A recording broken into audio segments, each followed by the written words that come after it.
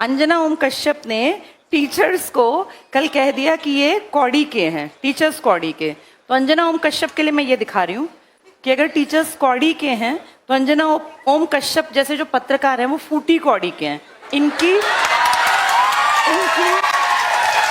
कोई रिस्पेक्ट नहीं है और सबसे छोटी इकाई थी कौड़ी। तो अंजना ओम कश्यप ने टीचर्स को कौड़ी का बनाया। कारण टीचर्स की बातें ज्यादा वायरल होती हैं बजाय न्यूज चैनल्स के।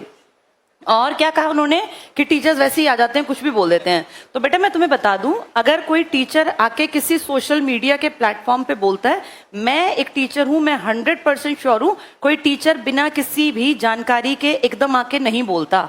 अगर मैं ये कौड़ी और फूटी कौड़ी लेकर आई हूं ना, तो मैंने देखा कि जब ये रैंकिंग की रिपोर्ट आई तब मीडिया ने क्या किया। मीडिया तो कहीं नहीं आया सामने। हमारे प्राइम टाइम की खबरें बन जाती हैं, झालमुड़ी में खुशबू कैसी है, कौन सा तेल है, 10 रुपए की है। और मैं देख रही थी अंजना ओम कश्यप के कारनामों में, तो उन्होंने बांग्लादेश के एक भैंसे की तुलना डोनाल्ड ट्रंप से की थी कि वो भैंसा, उस भैंसे को डोनाल्ड ट्रंप नाम दिया गया, इसलिए किसी ने उसको खरीद लिया ताकि उसको काटा ना जाए। क्या लेवल है हमारी पत्रकारिता का। और अंजना ओम कश्यप ना सबसे हाईली पेड इनमें आती हैं, जो ये होते हैं क्या बोलते हैं इनको, जर्नलिस्ट। कितनी बड़ी नेगेटिव एक खबर बनी थी जब व्लादिमीर पुतिन सामने बैठे थे और दो ये महिलाएं, हमारी सो कॉल्ड सबसे बड़ी पत्रकार, जो इनकी बॉडी लैंग्वेज थी, जिस तरीके से ये बैठी थी, बोलना नहीं चाहिए लेकिन वो बेहद नेगेटिव, उसको सुन लेना, देख लेना। ये कहा गया था कि कम से कम जब सामने इतने बड़े पद का आदमी बैठा हो, दुनिया में रशिया कितनी बड़ी कंट्री है और उसके सामने जब तुम बैठी हो, उसकी पोजीशन देखो बैठने की और अपना तरीका देखो। ये कोई नॉर्मल लीडर नहीं था कि मुंह उठा के उसके सामने बैठ गई हैं, जिनको बैठने तक की इतनी समझ नहीं है कि वर्ल्ड लेवल के लीडर के सामने बैठा कैसे जाता है। वो कंपेयर कर रही हैं कि टीचर्स की जो औकात है वो कौड़ी की है और टीचर्स कुछ भी बोल देते हैं। और कह रही हैं शिक्षक और टीचर में अंतर होता है। फिर कह रही हैं कि स्कूल कॉलेज में बच्चे नहीं जाते, वो कहते हैं कोचिंग की तरफ चलो। तो भाई तुम स्कूलों में जो कमियां हैं उन पे काम क्यों नहीं करवाते। सरकार तुम्हारी अगर सुनती है, क्या हम सब नहीं जानते स्कूलों में टीचर्स की भर्ती नहीं होती। कितने स्कूल्स हैं जो 10वीं के बाद साइंस स्ट्रीम पढ़ाते ही नहीं है। गाँव का कोई लड़का लड़की पढ़ना भी चाहे ना तो वहां स्ट्रीम ही नहीं है, उसके लिए शहर जाना पड़ेगा, इतना किराया कौन देगा। बेटियों की सेफ्टी सिक्योरिटी भी तो मैटर करती है। वो न्यूज कभी नहीं बनेगी। ये न्यूज बनेगी कि झालमुड़ी में सरसों के तेल की भीनी खुशबू आती है और मेलोडी कितनी चॉकलेटी है, 1983 में बननी स्टार्ट हुई। ये हमारा स्तर है बेटा। इसलिए अंजना ओम कश्यप जैसे लोगों को डिग्रेड होके उन्होंने देश का भी बंटाधार कर दिया। और मुझे ऐसा लगता है कि जब मेन मीडिया अपना काम छोड़ दे तब टीचर्स और स्टूडेंट्स, क्योंकि बेटा ताकत है टीचर्स और स्टूडेंट्स।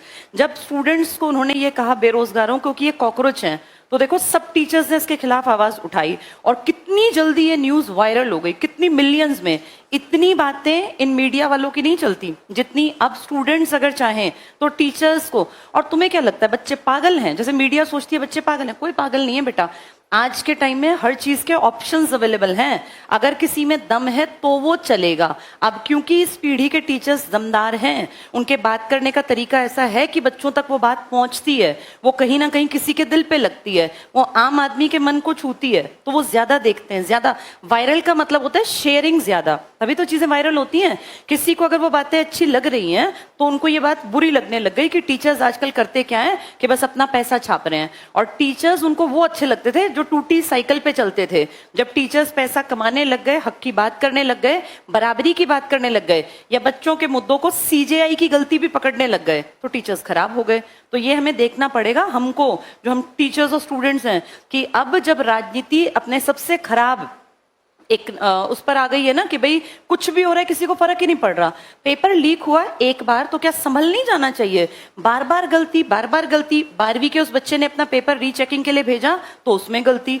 यानी ना तो स्कूल में बच्चे सेफ रह गए, ना कॉलेजेस के एग्जाम्स में बच्चे सेफ फील करते। कॉम्पिटिटिव वर्ल्ड का तो बिल्कुल बंटाधार करा रखा है, नीट की हालत, बाकी एग्जाम्स की हालत। तो इस पूरे टाइम में अब ये भी कह रहे हैं कि अब एक ऑप्शन ये भी बता रहे हैं ना कि हमारी फौज जो है वो पेपर में ये हालत है कि पेपर लीक करने से बचाने के लिए भारतीय फौज तैनात की जाएगी। जब इस खबर को विदेशी सुनेंगे तो हमारे ऊपर हंसेंगे वो कि हमारे देश में इतना भ्रष्टाचार है कि नीचे के लेवल के लोग तो उसको रोक ही नहीं पा रहे, और ना ही कोई यहाँ इस्तीफा देता, ना ही कोई जिम्मेदारी लेता। डेमोक्रेसी में एक चीज होती है कलेक्टिव रिस्पॉन्सिबिलिटी। मैंने तुम्हें कितनी बार पढ़ाया, सामूहिक उत्तरदायित्व। यहाँ एक की गलती सबकी गलती मानी जानी चाहिए।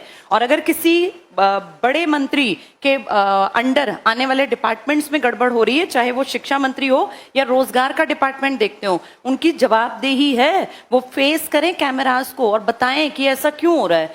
किसी एक आदमी का बयान नहीं आया नीट के ऊपर, किसी आदमी ने कुछ नहीं कहा, बस अपना कुछ भी मेन काम कहाँ कर रहे हैं, अपनी वीडियोस बनाने पर, फालतू की चीजों को प्रमोट करने पर।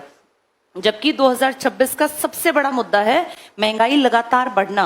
पेट्रोल की कीमतें लगातार बढ़ रही हैं। पेट्रोल सिर्फ पेट्रोल नहीं है, हर चीज महंगी होगी जब पेट्रोल महंगा होगा।